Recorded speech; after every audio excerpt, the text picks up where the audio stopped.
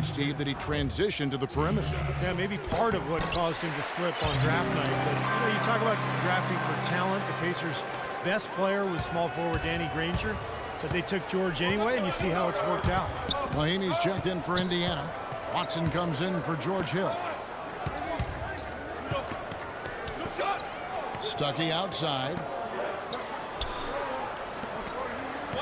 Outside, George. A reverse. Atlanta with the rebound. It's been a cold spell for them coming out of the half, missing their first 3 shots. A tough start. T kicks to Horford. Millsap sets the pick for Horford. And count the basket. He was fouled, and he's going to the line for one more. And their offense is flowing. It's clicking right now at the beginning of the second half. They've made 3 of their first 4 attempts. And the Hawks will go for a different look here. Mike Scott's checked in for Millsap. Cephalosha comes in for DeMarre Carroll. Kent Bazemore's checked in for Kyle Korver. And it's Schroeder in for Jeff T. And Indiana with a change here, too. Sloan's checked in. Watson, the pass to Scola. He kicks it to Watson to halt the run, and it's good on the way in. Watson's got his first basket. The defense has not been able to keep the ball out of the paint at that end of the floor. Boy, I'd like to know how many of their attempts have come from inside 5 feet. It seems like everything is right at the rim. Schroeder's shot is good. That was an outstanding pick that gave him the room to bury the jump shot. Underrated, but not undervalued. Sloan dishes to Scola. Outside for George. Watson, the pass to George. He feeds it to Sloan. He dishes it to Watson. And they'll turn it over. Could not get off the shot. 24-second violation. Well, let's take a look at Paul George and how his last season turned out. 5th in steals, 11th in free throw percentage. And he became a real offensive threat, one of the top 15 scorers in the game. He also managed to be top 5 in steals as well, Steve, and that was significant. I mean, he was really good at lulling ball handlers to sleep, giving them kind of a false sense of security, and then he'd pounce on it as it was being dribbled to the floor. And he got a lot of his pilfers that way. Boy, they've been so sound offensively in the second half. I love the way they're playing. Yeah, there's really no comparison in the shooting percentages between the teams since the break. And there's the foul. It's on C.J. Watson. That's his first foul.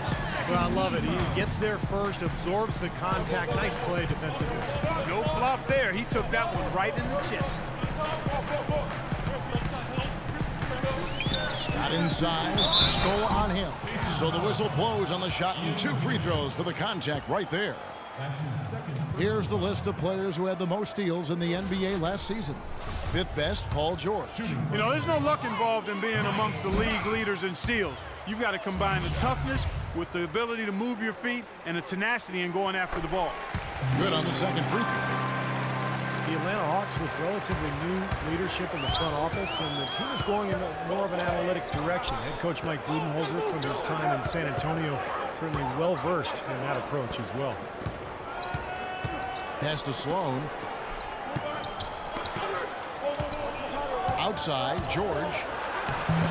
And he banks in the layup. George has got 9. Guys, he shot a very good percentage today, and they've needed it. When you look at this new direction for the Hawks, they're definitely fond of elite shooters to space the floor, and they've looked for players who can defend the pick and roll. So a commitment to high-efficiency offense and denying that type of offense by the other team is really what you see this team trying to build towards. And Mike Budenholzer, their coach, comes from the San Antonio Spurs way of playing and thinking, and you can start to see some of that imprint on this Hawks team. Ball's not loose. Stolen by Brand. It's 9 seconds separating the shot clock and game clock. Schroeder kicks to Scott. And the pass to Bazemore. In the corner, Cephalosha with it. Screen by Brand. Schroeder dishes to Scott. It's hauled in by George. Watson, the pass to George. Let's go. And that's not going to go. And that's going to do it for the third quarter. Hawks ahead as they wrap up the third quarter on a 14-5 run. And right after this, we'll bring you the start of the final quarter right here on 2K Sports.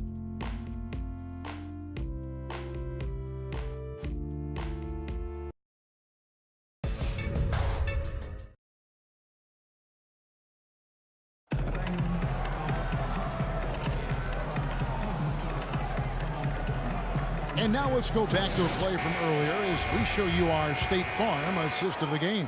Well, this had to be the choice. It was an absolutely sensational feed, putting it way up there above the rim so that only his teammate could catch it. And not only does he do it, but he powers it down from there. The timing of these plays are just phenomenal. Our fourth quarter action underway, presented by Gatorade. All fueled up and ready to go. Let's reset the lineups. And so in the game for the Pacers, Paul George is the 3 with David West at the 4. Rodney Stuckey out there with Hill. And it's Hibbert in at the 5 down low. It's taken away by Stuckey. Now here's the fast break. Stuckey leading the way. Here's George. And he battles for the ball and gets the second chance bucket. I think we could be seeing a repeat of last night, fellas. He's just battling out there. Teague against Hill. Millsap left side.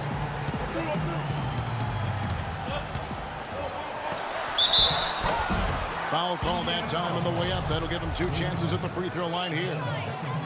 Paul Millsap, a first-time All-Star in 2014, really helped the Hawks not miss Josh Smith that much.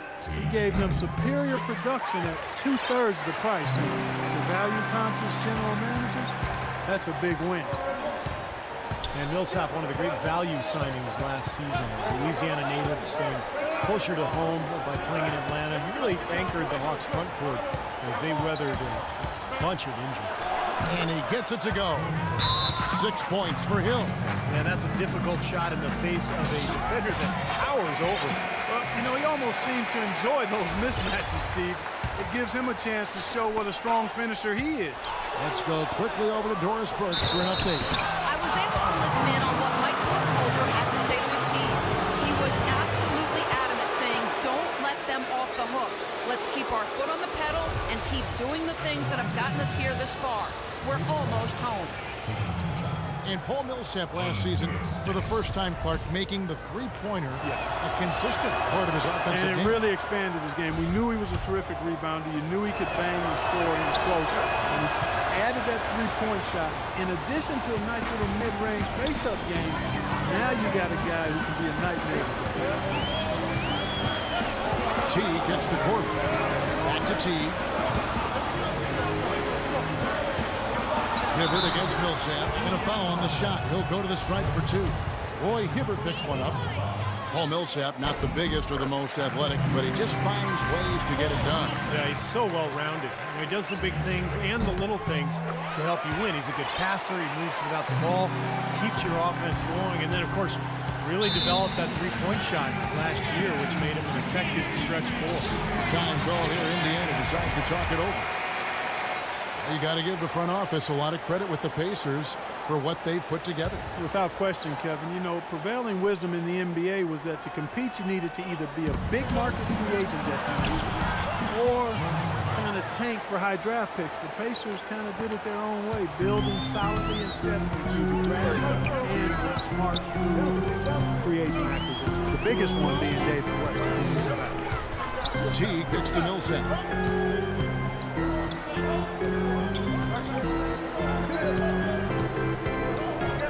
Millsap left side. The Pacers pull it in. Hill's got his 4th rebound with that last one here tonight. And the key for the Pacers in constructing this club has been finding terrific value in the draft. Roy Hibbert drafted 17th, Paul George 10th. Even George Hill was acquired for the 15th pick, so very impressive. Horford dishes to T. Horford up top, covered by Hibbert. Horford in the post. He's against Hibbert. And he was fouled on the way up. 2 free throws now for him. You know, and looking at the rise of these Pacers, it's hard to overlook the hiring of first-time head coach Frank Vogel, who's done a really nice job in leading that team. I think it all goes back to the front office, taking a team that could have have been treading water and not realizing its potential and then molding and shaping them into a championship contender. Stuckey, a screen on Teague. Hill passes to Hibbert. Tries again. Here's West. And another shot. That one's in there. The Hawks lead is cut down to 3 on the bucket from Roy Hibbert. But the defense just looked a little lazy on the glass there. Yeah, nobody boxing out. That's inexcusable. Horford sets a screen for Teague. Kicks to Horford. Second chance effort. No luck. Excellent D there from George. Well, the effort was there, but he just couldn't quite fight his way through traffic. Hibbert with a screen for Hill. West outside. Pass to Hibbert. There's the feed to Hill. Down low. Here's George. Good. The assist goes to Hill. Hill's got his 4th assist in this one. That's been a great day for him, and if you remember, he gave them a huge performance their last time out as well. This is it to Portland. Dishes it to Carroll. Millsap a screen. Carroll kicks to Millsap. Nice touch on the back shot. And the Hawks lead by 3. Now both of these players really in a groove here. Already a high-scoring game, but it has become an offensive showcase down the stretch.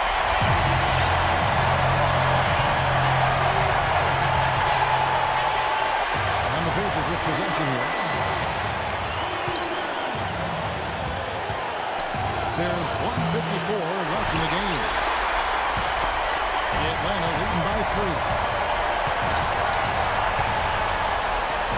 Outside Teague.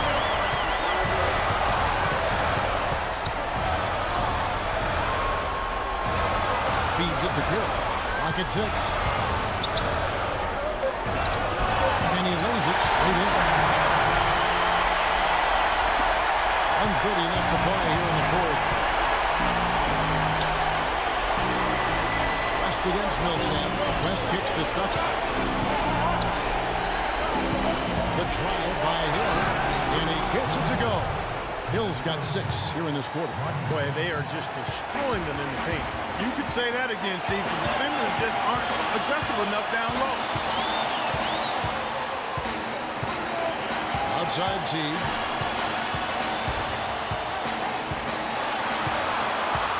Millsap up top.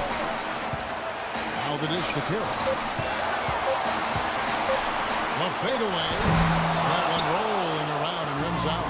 This is why you need size inside, the ability to contest shots and force misses.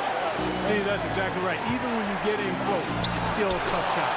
Shot after shot, one after the other. PG, Paul George, making it happen.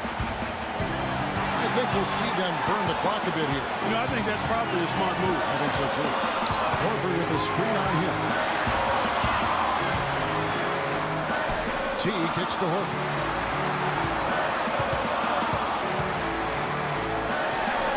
Nails it. Ooh, a pressure basket right there. Now that's coming through in the clutch. Timeout call for Pacers. They trail by 3. We've got 22 seconds left in the 4th. Guys, what do you think? Well, down 3, you don't necessarily have to go for the 3. You could go for the quick bucket and then the foul. I'm not sure. I mean, in this situation, I think they should look for the 3, Steve. I mean, try to tie this thing up. You got 3-point shooters. Let it fly. And an intentional foul right there. Well, you do what you have to do to extend this game and try to get the ball back. In this situation, clock management crucial. So he gets them both, and it's a 5-point game.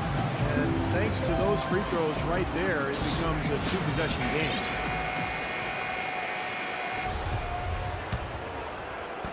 "17 seconds left in the 4th quarter. Tough 3-point try there with a hand in his face. Boy, you'd be lucky to make that one against great defense. And he commits the intentional foul. Good on the first, and that increases their lead to 6. And so both free throws are good, and it's a 7-point game. 9 seconds left in the 4th quarter. Outside, George, 3-pointer. That doesn't go either for George.